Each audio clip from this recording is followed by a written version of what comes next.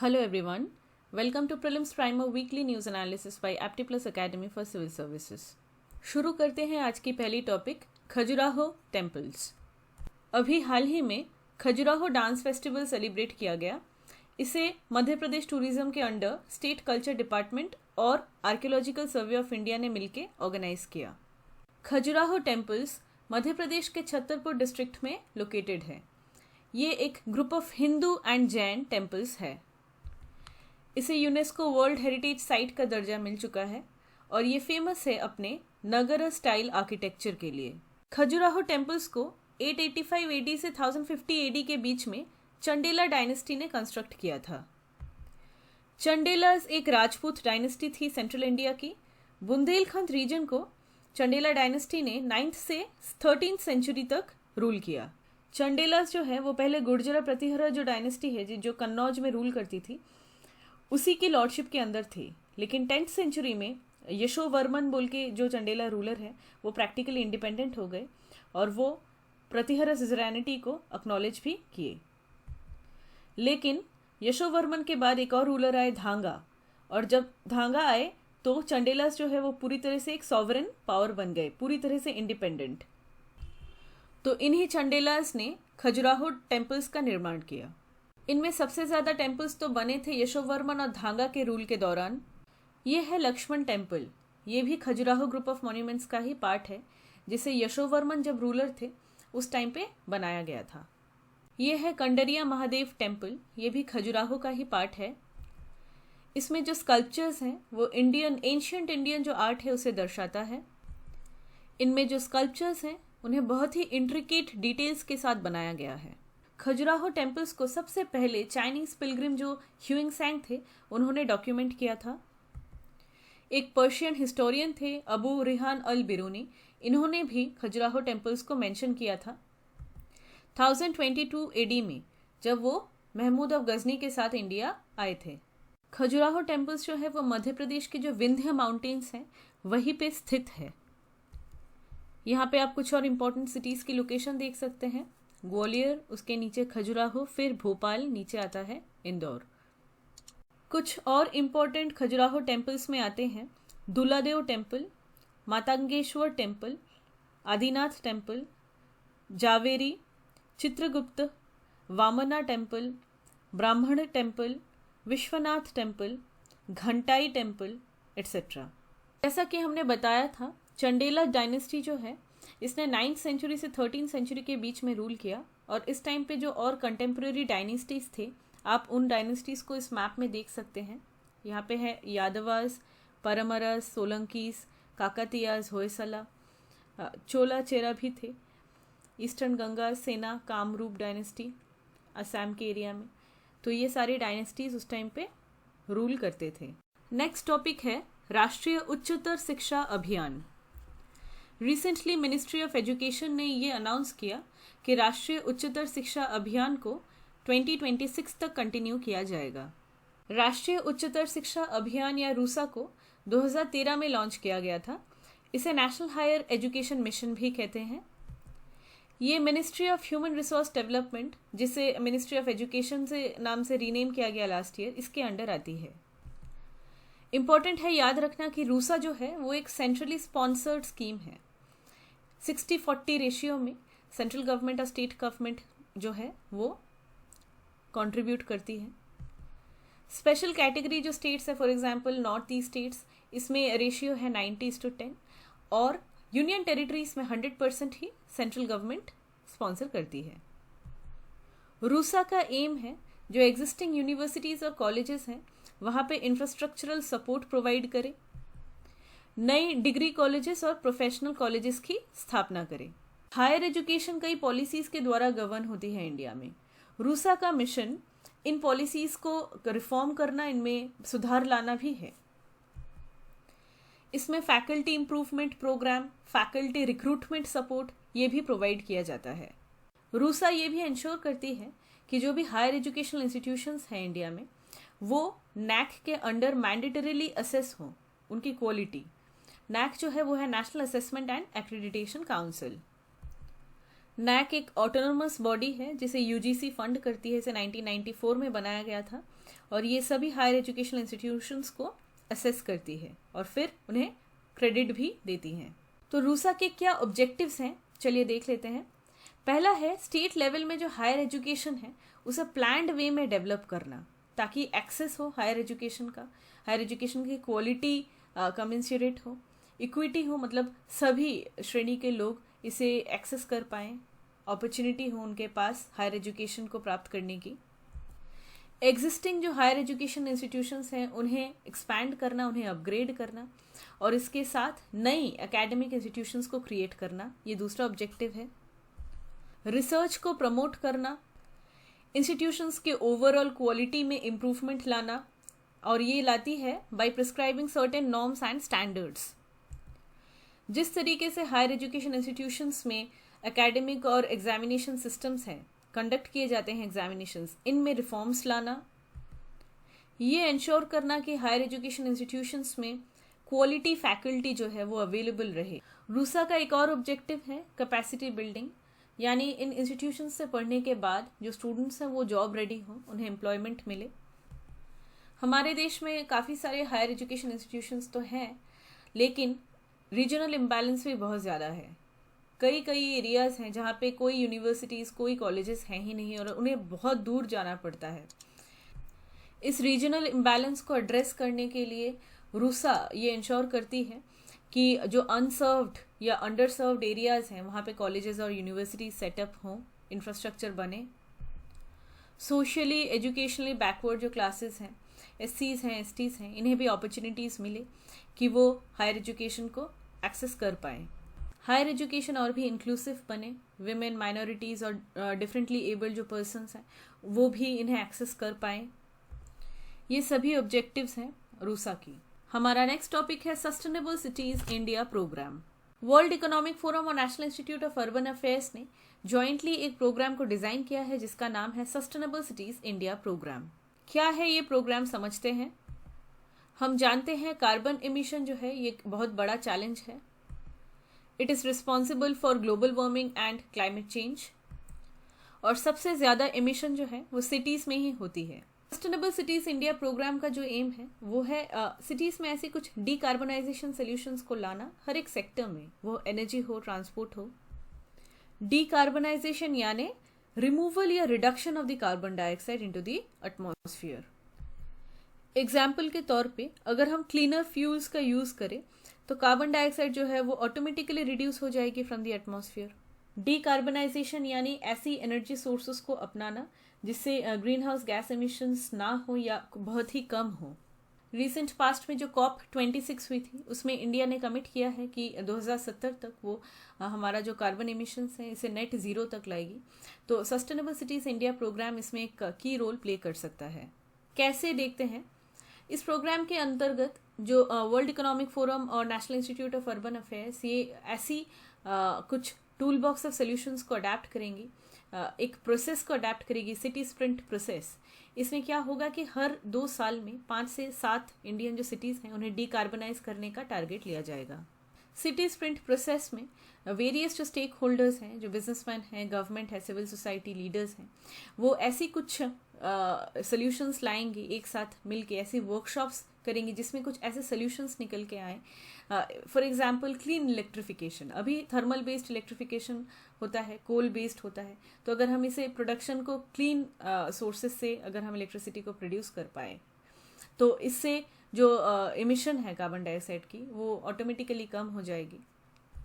इसमें smart infrastructure भी आता है कि बिल्डिंग्स इस तरीके से बनाई जाए, एनर्जी सिस्टम्स इस तरीके से बिल्ड की जाए कि इसमें ग्रीन हाउस गैस एमिशंस का जो परसेंटेज है वो बहुत ही कम हो जाए।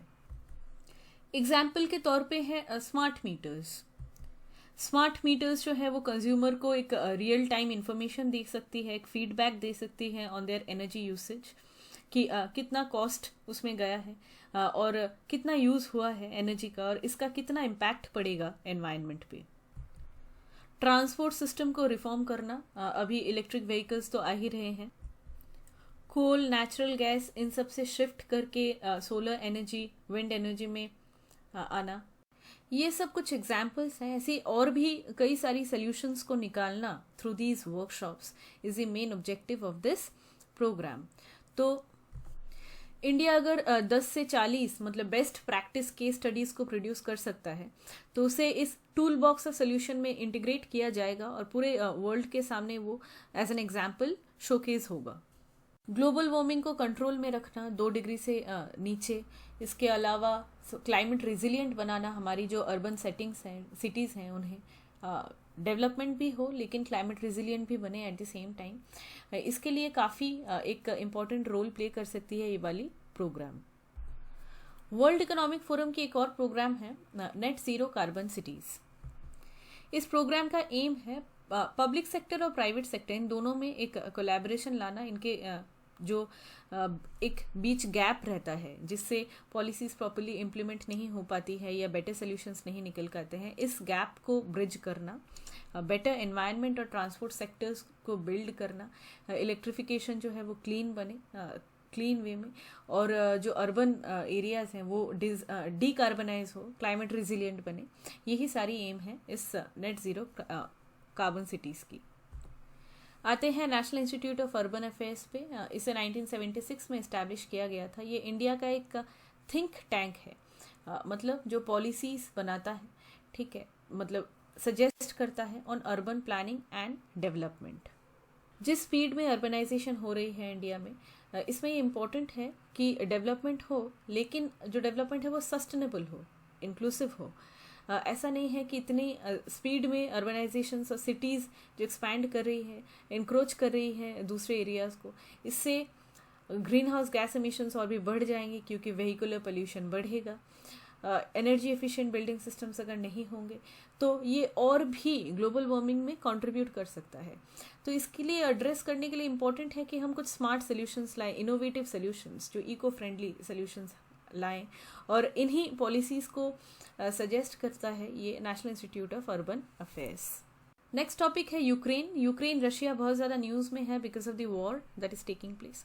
सो यूक्रेन को अटैक करने से पहले प्रेसिडेंट जो है रशिया के व्लादिमीर पुतिन, उन्होंने बोला कि यूक्रेन की खुद की कोई हिस्ट्री नहीं है, कोई आइडेंटिटी नहीं है, कोई स्टेबल ट्रेडिशन नहीं है। बोल्शेविक जो मूवमेंट हुई थी रशिया की, कम्युनिस्ट मूवमेंट, उसी के बाद मॉडर्न यूक्रेन का स्थापना हुआ। तो रशिया ही मॉडर्न यूक्रेन को बनाने के लिए उसका योगदान है।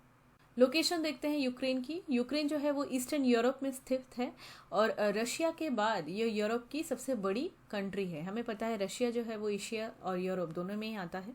यूक्रेन के नॉर्थ ईस्ट में या साउथ ईस्ट में आता है रशिया, और यूक्रेन के एग्जैक्टली साउथ में है Black Sea and this is the Sea of Azov, right. इसके अलावा यूक्रेन जिन कंट्रीज़ के साथ बॉर्डर शेयर करती हैं वो है मोल्डोवा, रोमानिया, स्लोवाकिया, पोलैंड और बेलारूस। हंगेरी के साथ भी करती है, देखिए यहाँ पे। तो रशिया हो गया, इसके अलावा Black Sea through the Sea of Azov, और Moldova, Romania, Hungary, Slovakia, Poland और बेलारूस। सबसे लार्जेस्ट सिटी और इसकी कैपिटल है Kiev. Ukraine is crossed by a number of rivers. For example ये है नीपर रिवर, ये है डोनेट्स, इसके अलावा ये है सदनबर्ग, ये है नीस्टर रिवर। ये सारी ही रिवर्स जो हैं ये आके ब्लैक सी में फ्लो करती हैं। सो नीपर, डोनेट्स, सदनबर्ग और नीस्टर। माउंटेन्स की बात करें तो इसके ठीक वेस्ट में है कार्पेथियन माउंटेन्स और साउथ में है क्रिमियन माउंटेन्स। अटलांटिक ओशन के पास होने के कारण यूक्रेन का जो क्लाइमेट है वो कॉन्टिनेंटल है। यहाँ पे मॉडरेटली वार्म ह्यूमिड क्लाइमेट रहता है। इसी टॉपिक का एक एक्सटेंशन है डॉनबास रीजन और क्रिमियन पेनिनसुला, ये दोनों को ही हम देख लेते हैं। डॉनबास रीजन ये इस बार सेंटर ऑफ कॉन्फ्लिक्ट है बिटवीन रशिया एंड यूक्रेन। इससे पहले रशिया ने क्रिमियन पेनिनसुला को अनेक्स किया था 2014 में, और उसके बाद अभी यूक्रेन में जो इन्वेजन किया है रशिया ने, उसमें ये डॉनबास रीजन जो है इसको कैप्चर करने की कोशिश कर रही है। यूक्रेन के साउथ ईस्ट में आता है Donbas region. It comprises of Donetsk oblast and Luhansk oblast. Basically यहाँ पे 2 सेपरेटिस्ट ग्रुप्स हैं जो रशिया यूक्रेन वॉर के दौरान, जो मतलब इन इश्यूज के दौरान वो खुद को इंडिपेंडेंट बनाना चाह रही हैं। वो खुद को बोलती है डोनेट्स्क पीपल्स रिपब्लिक और लुहांस्क पीपल्स रिपब्लिक। जैसा कि हमने बताया था कि 2014 में रशिया ने यूक्रेन से जो क्रीमिया है, क्रीमियन पेनिनसुला को हड़प लिया था। ओके, सो ये क्रीमियन पेनिनसुला का लोकेशन देख लेते हैं। ये बेसिकली ब्लैक सी और सी ऑफ अजोव के एग्जैक्टली बीच में आता है क्रीमियन पेनिनसुला। यूक्रेन का एक प्रोविंस है खरसोन ओब्लास्ट, ये इसी रीजन में है और इसी का पार्ट था Crimea. Okay, so now the Crimea and the southern part of Ukraine, ये दोनों जो है वो सेपरेटेड है बाय और वी कैन से कनेक्टेड है by an isthmus of Perekop. ये यहाँ पे आता है isthmus of Perekop. We know that isthmus जो है that is a piece of land which connects two large water bodies, right. बहुत इम्पॉर्टेंट है कि रशिया और क्रीमियन पेनिनसुला के बीच में यहाँ आता है कर्च स्ट्रेट। नेक्स्ट टॉपिक है रज़का लेक एंड इराक। इराक का जो रज़का लेक है वो ड्राई होता जा रहा है। रज़का लेक को लेक मिल भी कहते हैं। This a word, Arabic word for salt lake. Okay, Razka lake एक मैन मेड लेक है जिसे बनाया गया था to control floods occurring due to the Euphrates river. Okay, ये पहले इरिगेशन पर्पस के लिए एक ह्यूज रिजर्वॉयर के तरह यूज़ किया जाता था, but in the recent years जो है वो रज़का लेक पूरी ड्राई हो चुकी है। Due to pollution, drought and many other reasons. Iraq की लोकेशन देख लेते हैं। इराक जो है वो वेस्टर्न एशिया में सिचुएटेड है and it is bordered by Turkey, Iran, Persian Gulf, Kuwait, Saudi Arabia, Jordan, Syria. काफ़ी सारी इंपॉर्टेंट सिटीज़ हैं इराक में। फॉर एग्जांपल मोसुल, फिर है Kirkuk, Baghdad, Karbala, Al Najaf etcetera. Baghdad तो इसकी कैपिटल भी है। दो बहुत इंपॉर्टेंट रिवर्स हैं जो फ्लो करती हैं थ्रू इराक, और वो है एक है टाइग्रिस रिवर, एक है Euphrates river, and that is why Iraq is called the land between two reverse. ये दो नदियाँ शत अल अरब को होते हुए लास्ट में पर्शियन गल्फ में ड्रेन कर जाती है। इराक के नॉर्थ वेस्ट एंड में है जैग्रोस माउंटेन रेंज और इसके ईस्टर्न पार्ट में जो है वो है सीरियन डेजर्ट। ये बहुत इंपॉर्टेंट है नोट करना। हमारा नेक्स्ट टॉपिक है international space station. Recently NASA ने ये प्लान किया है कि 2031 तक ये इंटरनेशनल स्पेस स्टेशन को डीकमीशन कर देगी। क्या है इंटरनेशनल स्पेस स्टेशन? ये एक हैबिटेबल आर्टिफिशियल सैटेलाइट है, यानी ऐसी एक सैटेलाइट जहाँ पे रिसर्चर्स, एस्ट्रोनॉट्स महीनों तक रहते हैं, रिसर्च करते हैं। और ये सैटेलाइट लो अर्थ ऑर्बिट में प्लेस्ड है। लो अर्थ ऑर्बिट तो बेसिकली 2000 किलोमीटर्स तक होती है उसकी ऑल्टीट्यूड, लेकिन ISS जो है वो 408 किलोमीटर के ऑल्टीट्यूड में प्लेस्ड है। ISS को लॉन्च किया गया था in the year 1998 and this was a joint effort bye US, Russia, Japan, Canada and Europe. तो बेसिकली ये एक स्पेस लैब है जिसे कई सारे साइंटिफिक और टेक्नोलॉजिकल डेवलपमेंट्स के लिए यूज़ किया गया है। शुरू में जब ISS को लॉन्च किया गया था तब ये डिसाइड किया गया था कि इसे 15 साल के लिए ऑपरेट किया जाएगा, लेकिन अभी 21 साल गुजर चुके हैं and every machine has its limitations, it has its life cycle. तो अभी इसमें कुछ जो इश्यूज हैं ISS में वो शो अप करने लगे हैं। हमें पता है कि ISS जो है वो अर्थ के आसपास 16 रोटेशंस लगाता है every day and this causes extreme temperature changes on it's exterior. Space station का जो साइड सन को फेस करता है वहाँ टेम्परेचर्स बढ़ के 121 डिग्री सेंटीग्रेड्स हो जाती हैं, और जो अपोजिट साइड है, डार्कर साइड, सन के अपोजिट को फेस करता है, वहाँ पे टेम्परेचर्स -157 डिग्रीज होती हैं। तो जो साइड इतना हीटेड अप होता है वो ऑब्वियसली बहुत ज़्यादा एक्सपैंड करता है, और फिर जब वो डार्कर साइड में चला जाता है तो वो कॉन्ट्रैक्ट करता है। इतना एक्सपेंशन और कॉन्ट्रैक्शन जब होता है किसी भी मटेरियल का तो उसमें वेयर एंड टियर ज़्यादा आना तो स्वाभाविक है, इसीलिए ISS को डीकमीशन किया जाएगा। कुछ फ्यूचर स्पेस स्टेशंस की बात कर लेते हैं। चाइना ने रिसेंटली अनाउंस किया कि वो एक स्पेस स्टेशन रेडी कर रहा है जो इस साल के अंदर अंदर कंप्लीट हो जाएगा। सिमिलरली जेफ बेजोस की जो कंपनी है, एरोस्पेस कंपनी ब्लू ओरिजिन, उसने ये अनाउंस किया है कि वो ऑर्बिटल रीफ बोल के एक मतलब कमर्शियली डेवलप्ड होगा ये स्पेस स्टेशन, जो फिर से लो अर्थ ऑर्बिट में ही इसको प्लेस किया जाएगा, इसको डेवलप किया जा रहा है। So these are the some of the developments which are going on. Next topic है फाल्कलैंड आइलैंड्स। फाल्कलैंड आइलैंड्स को जो अर्जेंटीना है वो क्लेम करती है और इसे रिसेंटली चाइना ने सपोर्ट कर दिया है इस क्लेम को। लोकेशन देखते हैं। फाल्कलैंड जो आइलैंड्स है वो साउथ अटलांटिक ओशन में है। ये एक बेसिकली आर्कीपेलागो है। आर्कीपेलागो यानी ग्रुप ऑफ आइलैंड्स। तो फाल्कलैंड जो आइलैंड्स है ये आर्कीपेलागो, ये डिवाइडेड है टू मेन आइलैंड्स में, एक है वेस्ट फाल्कलैंड आइलैंड, एक है ईस्ट फाल्कलैंड। तो ये है वेस्ट और ये है ईस्ट।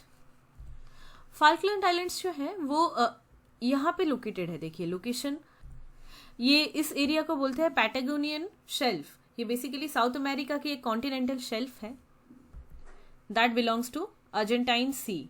कॉन्टिनेंटल शेल्फ यानी कॉन्टिनेंट का एक ऐसा पार्ट जो सी में सबमर्ज्ड है। We have read about this in geography. तो ये फाल्कलैंड आइलैंड्स जो है वो पैटागोनियन कॉन्टिनेंटल शेल्फ के ऊपर ही सिचुएटेड है।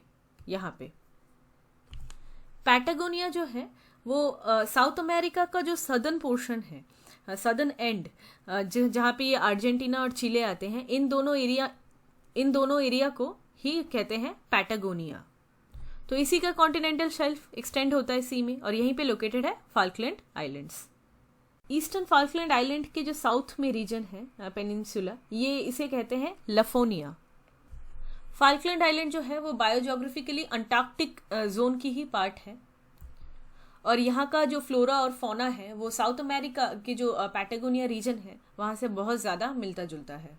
साउथ अटलांटिक का ये फाल्कलैंड आइलैंड हमेशा से ही डिस्प्यूटेड रहा है। Number of countries have a claim on this, for example Britain, France, Spain और अर्जेंटीना। 1700s तक यहाँ पे कोई नहीं रहता था। फिर उसके बाद 1764 में फ्रांस ने पहली बार यहाँ पे एक अपनी कॉलोनी को एस्टैब्लिश किया। फिर नेक्स्ट ईयर 1765 में ब्रिटिशर्स आ गए और वो क्लेम करने लगे कि ये आइलैंड उनका है, एंड तभी से ये डिस्प्यूट ऑनगोइंग है।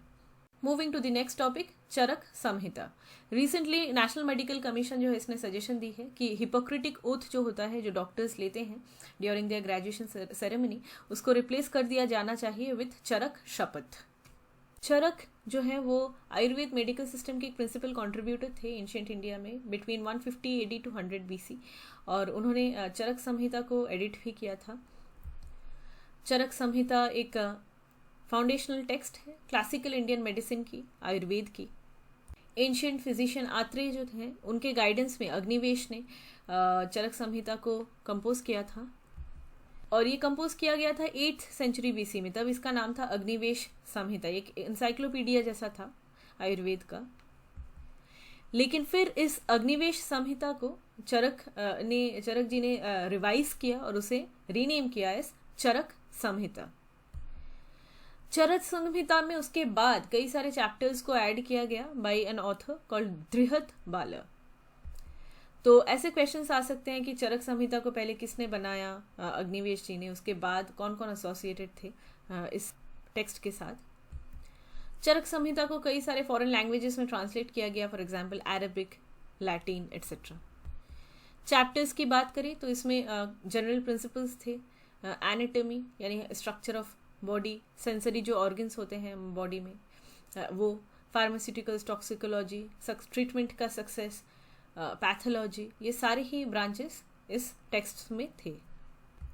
ऐसा प्रोपोजिशन रखा जा रहा है कि हिपोक्रेटिक ओथ को अब ये चरक संहिता जो है वो रिप्लेस करेगी इंडिया में। तो क्या है हिपोक्रेटिक ओथ? एक ग्रीक फिजिशियन थे हिपोक्रेटिस, उन्हीं के ऊपर बेस्ड है ग्रीक मेडिकल टेक्स्ट। इसमें फिजिशियंस जो हैं वो इसमें लिखे गए जो एथिकल स्टैंडर्ड्स हैं उन्हें अडॉप्ट, उन्हें स्वेयर बाई करते हैं before they start practising. Medical ethics की जो कोर प्रिंसिपल्स हैं वो सारे ही इस टेक्स्ट में मौजूद हैं और इसी को स्वेयर बाई करते हैं डॉक्टर्स। नेक्स्ट टॉपिक है फंडामेंटल ड्यूटीज। एक पिटीशन डाला गया था सुप्रीम कोर्ट में जिसमें ये बोला गया कि फंडामेंटल ड्यूटीज जो हैं वो अभी तो नॉन इन्फोर्सिएबल है, तो उसे इन्फोर्सिएबल बनाया जाए। और इसी के लिए सुप्रीम कोर्ट ने अभी यूनियन और स्टेट गवर्नमेंट को बोला है कि उनका क्या रिस्पॉन्स है इस पिटीशन में। बात करते हैं फंडामेंटल ड्यूटीज़ की। ओरिजिनल कॉन्स्टिट्यूशन में फंडामेंटल राइट्स तो थे लेकिन फंडामेंटल ड्यूटीज़ नहीं थी। आर्टिकल 51A जो 42nd कॉन्स्टिट्यूशनल अमेंडमेंट एक्ट के दौरान लाया गया, वहीं पे फंडामेंटल ड्यूटीज़ को ऐड किया गया। ओके, एक कमिटी थी स्वरण सिंह कमेटी, उनके रिकमेंडेशंस के ऊपर बेस करके ही फंडामेंटल ड्यूटीज़ को ऐड किया गया under part 4A of the constitution. जब ओरिजिनली ऐड की गई थी उस टाइम पे 10 फंडामेंटल ड्यूटीज़ थी, लेकिन उसके बाद 86 कॉन्स्टिट्यूशनल अमेंडमेंट के द्वारा एक और फंडामेंटल ड्यूटी को ऐड करवाया गया। सो फंडामेंटल ड्यूटीज़ जो है वो बेसिकली यूएसएसआर की कॉन्स्टिट्यूशन से इंस्पायर्ड है। सोवियत यूनियन मतलब 1991 के डिसइंटीग्रेशन से पहले जो वर्ल्ड की मेजर डेमोक्रेटिक कंट्रीज़ हैं, for example US, Canada, France, Germany, Australia, ये कोई भी कंट्रीज़ जो हैं उनका कोई एक स्पेसिफिक लिस्ट नहीं है एज ड्यूटीज़ ऑफ सिटीजन्स। सिर्फ जापान की जो कॉन्स्टिट्यूशन है, which is again a democratic constitution, इसमें कुछ ड्यूटीज़ को इंटेल किया गया है। कुछ फंडामेंटल ड्यूटीज़ जो हैं वो मॉरल है इन नेचर, कुछ है सिविक ड्यूटीज़, और ये फंडामेंटल ड्यूटीज़ ही इंडियन ट्रेडिशन को, यहाँ के रिलीजन, यहाँ के कल्चर प्रैक्टिसेस को रिफ्लेक्ट करती हैं। फंडामेंटल ड्यूटीज़ फॉरेनर्स को एक्सटेंडेड बिल्कुल ही नहीं है। कुछ फंडामेंटल राइट्स फॉरेनर्स को एक्सटेंडेड हैं, लेकिन फंडामेंटल ड्यूटीज़ नहीं है, और इन्हें इन्फोर्स नहीं किया जा सकता in court. They are not justiciable in nature. जैसे कि डायरेक्टिव प्रिंसिपल्स जो हैं वो भी जस्टिसेबल नहीं है, उसी तरीके से फंडामेंटल ड्यूटीज़ जस्टिसेबल नहीं है। आई एम श्योर ये तो आपने पॉलिटी में पढ़ा ही होगा। एक बात नोट करना इम्पॉर्टेंट है कि ये कोर्ट में इन्फोर्स नहीं किया जा सकता, डायरेक्ट इन्फोर्समेंट इसकी नहीं है। अगर किसी फंडामेंटल ड्यूटी का वायलेशन होता है तो लीगल सैंक्शंस भी नहीं है, लेकिन पार्लियामेंट फ्री है, अगर वो चाहे तो थ्रू लेजिस्लेशन लॉ बना के उन्हें इन्फोर्स करवा सकती है। और इसी की बात अभी चल रही है, ये बात चल रहा है कि फंडामेंटल ड्यूटीज़ को इन्फोर्सेबल बनाना चाहिए। क्या क्या फंडामेंटल ड्यूटीज़ हैं, चलिए देखते हैं। पहला है to abide by the constitution and respect its ideals and institutions, the national flag and national anthem. Next is to cherish and follow the noble ideals which inspired our national struggle for freedom. Then to uphold and protect the sovereignty, unity and integrity of India. Next, to defend the country and render national service when called upon to do so. Next is to promote harmony and spirit of common brotherhood amongst all people of India, transcending religious, linguistic and regional or sectional diversities, to renounce practices derogatory to the dignity of women, to value and preserve the rich heritage of our composite culture, to protect and improve the natural environment including forests, lakes, rivers, wildlife, and to have compassion for living creatures, to develop the scientific temper, humanism and spirit of inquiry and reform, to safeguard public property and to abjure violence, to strive towards excellence in all spheres of individual and collective activity so that the nation constantly rises to higher levels of endeavor and achievement. A parent or guardian to provide opportunities for education to his children between 6 to 14 years of age. Now, please note that this particular provision was added by the 86th Constitutional Amendment Act of 2002. All these fundamental duties are self-explanatory in nature. I'm sure you have read this in polity also, so we are not explaining things over here. We just try to revise it because fundamental duties are in news. Next topic है चार Chinari island. Kashmir का जो डल lake है उसके ठीक बीच में है ये आइकॉनिक चार चिनारी आइलैंड, और ये फिर से न्यूज़ में है क्योंकि 2 चिनार ट्रीज़ को प्लांट किया गया है चार चिनारी आइलैंड में, और क्योंकि 2014 में जो फ्लड आया था उसमें चिनार ट्रीज़ जो है वो डैमेज्ड हो गई थी। चार चिनार को समझने के लिए पहले डल लेक को देख लेते हैं। डल लेक जो है वो कश्मीर के श्रीनगर में सिचुएटेड है। लेक को लेक ऑफ फ्लावर्स भी कहा जाता है और jewel in the crown of Kashmir, Srinagar jewel भी कहा जाता है, because it is famous for a flower, it is noted for a flower which is known as Nilambu nucifera. It's a kind of lotus flower, okay, which blooms in the month of July and August. तो Asia का जो सबसे बड़ा largest tulip garden है वो भी डल lake के banks में ही सिचुएटेड है। डल लेक जो है वो कैचमेंट एरिया में आता है जबरवन माउंटेन वैली की। ये शंकराचार्य जो हिल है ठीक उसके फुट हिल में ही लोकेटेड है, जबरवन माउंटेन वैली। डल लेक फर्दर सब डिवाइडेड है इनटू 3 आइलैंड्स, गगरीबल, लोकुट और बोड। ओके, तो ये 3 आइलैंड्स में से 2 आइलैंड है which are known for beautiful chinar trees, and these are Lokut Dal and Bod Dal. Lokut Dal के ठीक बीच में है रूपलंग और इसी को कहते हैं चार चिनारी, और बोड डल के बीच में है सोनालंग। रोफलंग को क्यों कहते हैं चार चिनारी? क्योंकि यहाँ पे 4 मजेस्टिक 4 चिनार ट्रीज थे, और मतलब जिनमें से अभी 2 डैमेज हो चुके हैं, इसलिए दो को फिर लगाया जा रहा है। मुराद बख्श जो मुगल एम्परर औरंगजेब के भाई थे, उन्होंने रोफलंग को कंस्ट्रक्ट किया था।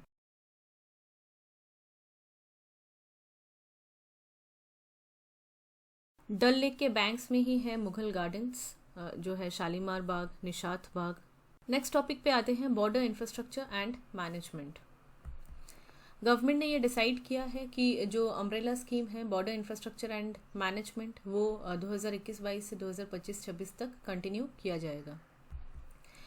ये अप्रूवल गवर्नमेंट ने किया है कंटिन्यूएशन का। तो क्या है ये border infrastructure and management scheme? ये एक बेसिकली सेंट्रल सेक्टर स्कीम है, मतलब पूरी फंडिंग ही सेंट्रल गवर्नमेंट ही करती है, जिससे 15th फाइनेंस कमीशन के साइकिल के साथ सिंक में कंटिन्यू किया जाएगा, which is between 2021-22 to 2025-26। Ministry of Home Affairs जो है इसे ये इम्प्लीमेंट कर रही है। मिशन का एम है कि बॉर्डर एरियाज में जो बॉर्डर इंफ्रास्ट्रक्चर है, बॉर्डर मैनेजमेंट है, इसे और भी स्ट्रॉन्ग बनाना, पुलिसिंग को और भी इम्प्रूव करना, बॉर्डर्स को अच्छे से गार्ड करना। For this border fences would be constructed और लाइट्स लगाए जाएंगे, आउटपोस्ट्स लगाए जाएंगे, ऑपरेशन बेसिस होंगे। So this will secure our border, India's border with Pakistan, Bangladesh, China, Nepal, Bhutan and Myanmar. India सबसे ज़्यादा बॉर्डर शेयर करता है with Bangladesh, which is 4096 kilometres, and then it is followed by China 3488 kilometre, followed by Pakistan, Nepal, Myanmar, Bhutan and Afghanistan in that order. Border infrastructure और management को strengthen करने के लिए कुछ और प्रोग्राम्स भी हैं इंडिया में। फॉर एग्जांपल 1960 में जवाहरलाल नेहरू जी ने फाउंडेशन रखा बॉर्डर रोड्स ऑर्गेनाइजेशन BRO का। This organization basically provides defense infrastructure services, for example roads banana, bridges banana, highways, airports, tunnels, buildings. So all these structures are constructed by the BRO in the border areas, and there's another scheme called the Comprehensive Integrated Border Management System, CIBMS. इसे भी government ने launch किया था to improve the capability of border security force BSF, जो पाकिस्तान और Bangladesh border को secure रखती है।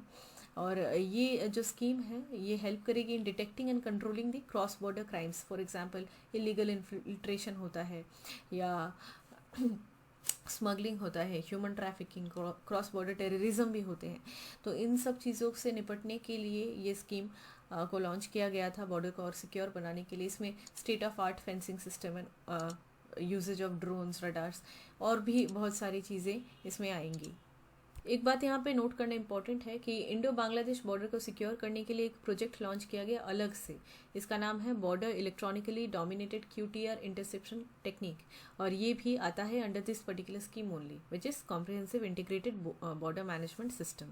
काफ़ी सारे बॉर्डर एरियाज़ में ठीक से पेट्रोलिंग नहीं हो पाती है, बिकॉज टेरेन ही इतनी डिफ़िकल्ट रहती हैं, रिवर्स रहते हैं, फॉरेस्ट रहते हैं, तो वहाँ पे पेट्रोलिंग ठीक से नहीं हो पाती है।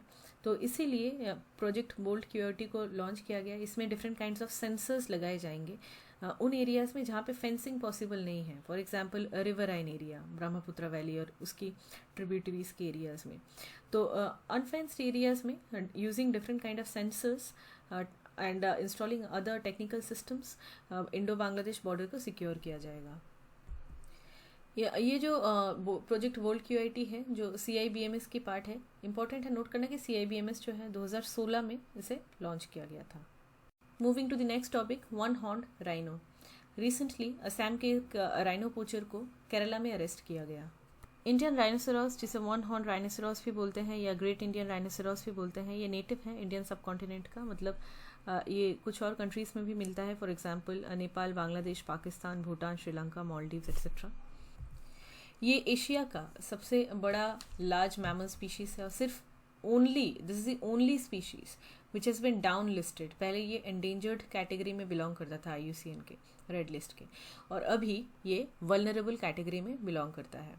इसके काफ़ी सारे थ्रेट्स हैं। फॉर एग्जांपल इसके हॉर्न्स के लिए इसे पोच किया जाता है। फिर हैबिटेट डिस्ट्रक्शन, जहाँ पे ये रहते हैं वो सारे फॉरेस्ट्स एनक्रोच हो जा रहे हैं, एज ए रिज़ल्ट वो उनका सर्वाइवल मुश्किल हो जा रहा है।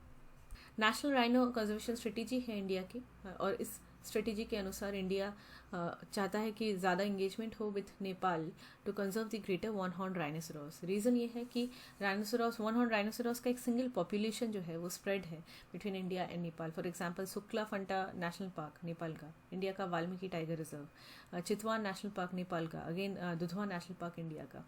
ये सारी जो नेशनल पार्क्स हैं ये these are separated by a political boundary between the two countries. Political boundary तो है लेकिन नेचुरल बाउंड्री नहीं है। एज ए रिजल्ट ये जो राइनो पॉपुलेशन है ये पूरा स्प्रेड है इन एरियाज़ में।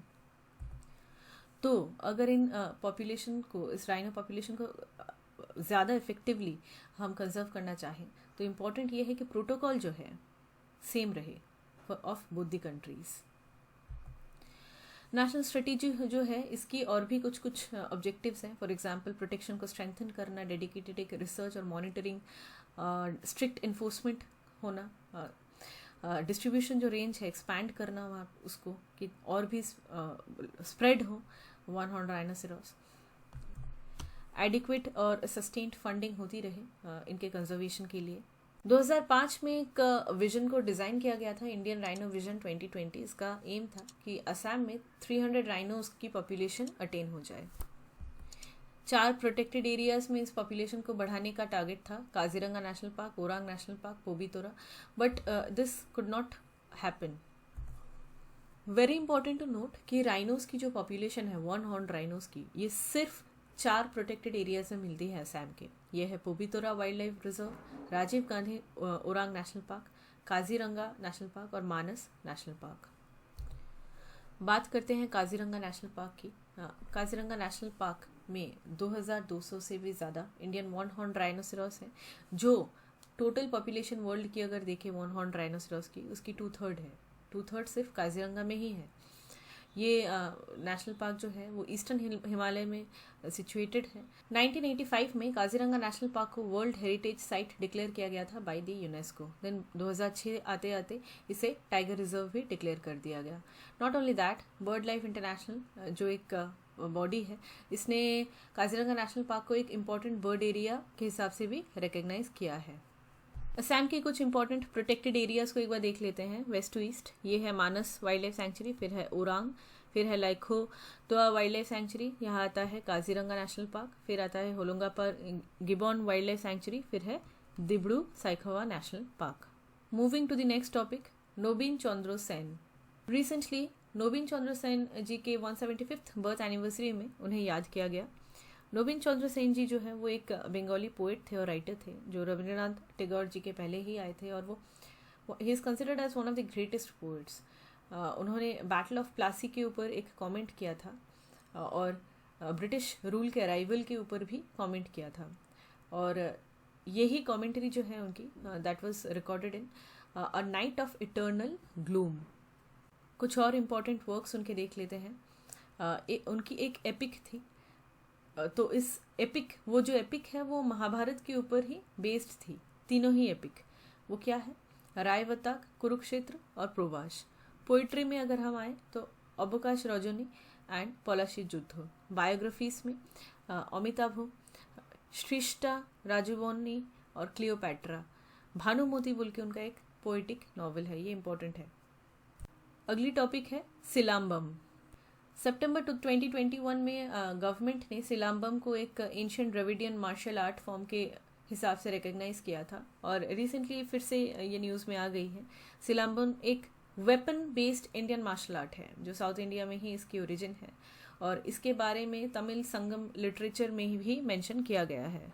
सिलाम्बम का मेंशन सिलापद्दिकरम में भी है, और इससे ये पता चलता है कि ये एटलीस्ट 4th सेंचुरी BC से पहले से ही इसका प्रैक्टिस होता आया है। सिलापद्दिकरम क्या है, ये एक बेसिकली एपिक है तमिल लिटरेचर की। It's one of the 5 great epics of Tamil literature, and it was written by Ilango Adigal, who is a Jain monk.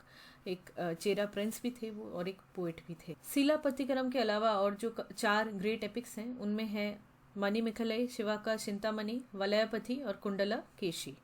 Coming back to Silambam, Silambam जो टर्म है उसे लिया गया है from another term called Silam bamboo. Silam bamboo जो है वो this a particular type of bamboo जो मिलता है केरला के कुरिंजी माला में, कुरिंजी हिल्स जो है वहाँ पे ही ये बैम्बू मिलता है।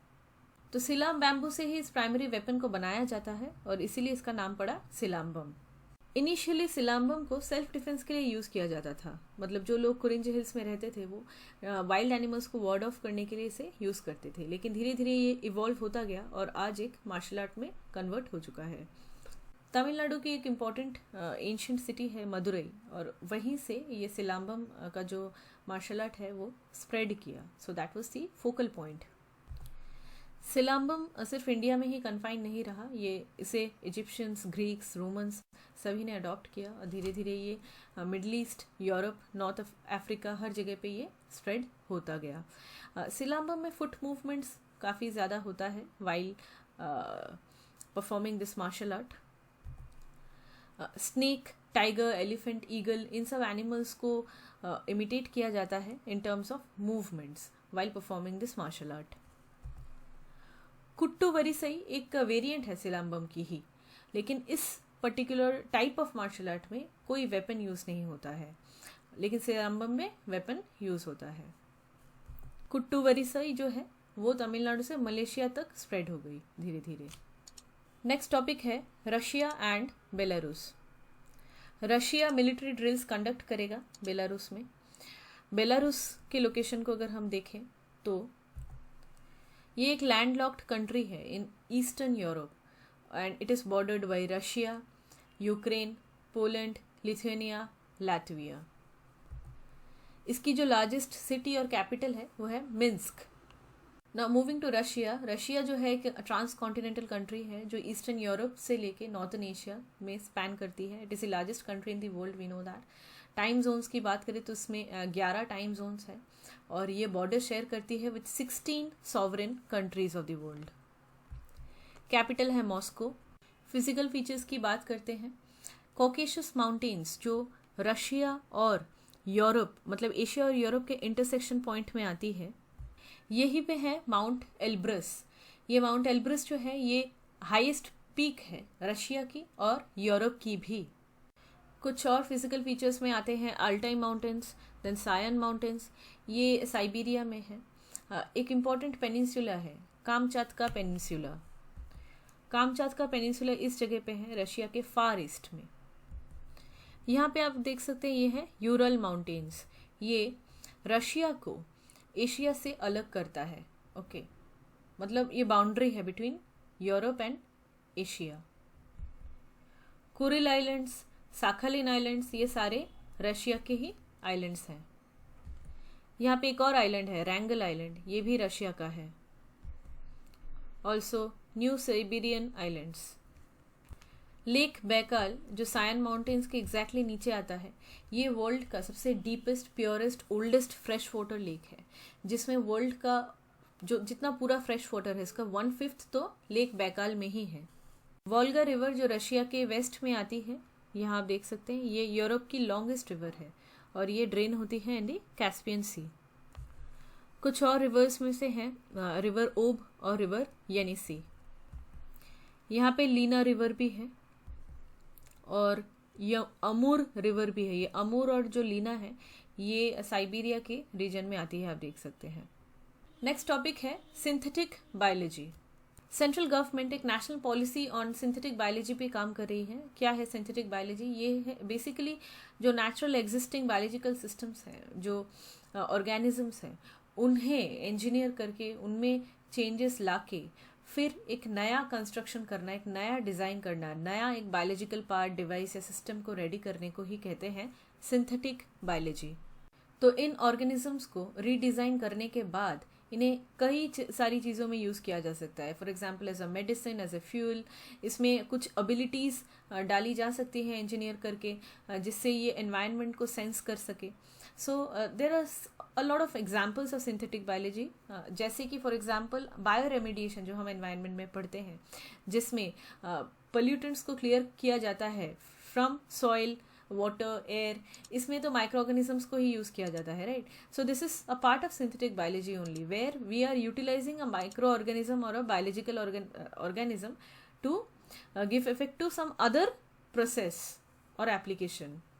सिमिलरली राइस जो है, चावल को मॉडिफाई किया जाता है जेनेटिक इंजीनियरिंग के थ्रू, और उसके बाद उससे बीटा कैरोटीन प्रोड्यूस किया जाता है। बीटा कैरोटीन हमें पता है ये एक न्यूट्रिएंट है जो विटामिन ए की डेफिशिएंसी को कम करती है और ये कैरेट्स में मिलती है, लेकिन राइस को भी मॉडिफाई करके बीटा कैरोटीन उससे एक्सट्रैक्ट किया जा सकता है। सिमिलरली एल्गी जो है, एल्गी को अगर इंजीनियर करे जेनेटिक इंजीनियरिंग के प्रोसेस से, तो उससे फ्यूल निकल सकता है, रिन्यूएबल फ्यूल। कोनाजन नाम की एक कंपनी है जो कि माइक्रो ऑर्गेनिजम्स को इंजीनियर कर रही है, जिससे उसकी जो एंजाइम्स हैं उन ऑर्गेनिजम्स की, माइक्रो ऑर्गेनिजम्स की, उन्हें सिंथेसाइज किया जा सके और फिर ऐड कर किया जा सके as a food additive, food colour, sweeteners, preservatives. तो आर्टिफिशियल प्रेजर्वेटिव्स जो होते हैं उसके काफ़ी साइड इफेक्ट्स होते हैं, they are not good for health. तो अगर हम ये सिंथेसाइज कर पाए so it would be really a break through.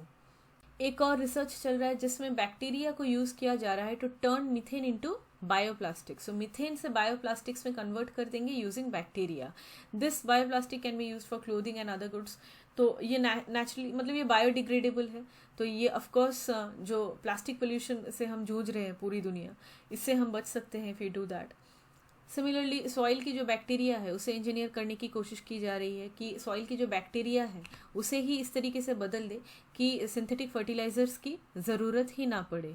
Soil की जो गुड बैक्टीरिया है अगर उसे थ्रू इंजीनियरिंग हम उसकी प्रोपोर्शन को ज़्यादा हद तक बढ़ा सके तो ऑटोमेटिकली हमारी जो डिपेंडेंस है ऑन आर्टिफिशियल फर्टिलाइजर्स वो कम हो जाएगी।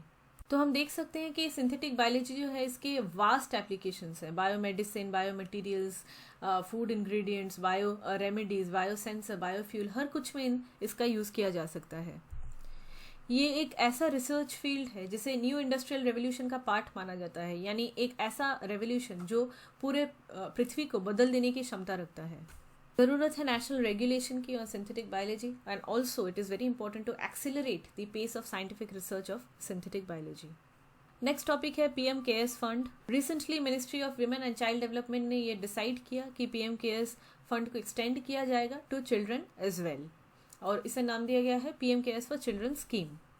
देख लेते हैं क्या एलिजिबिलिटी क्राइटेरिया है under PM cares children scheme.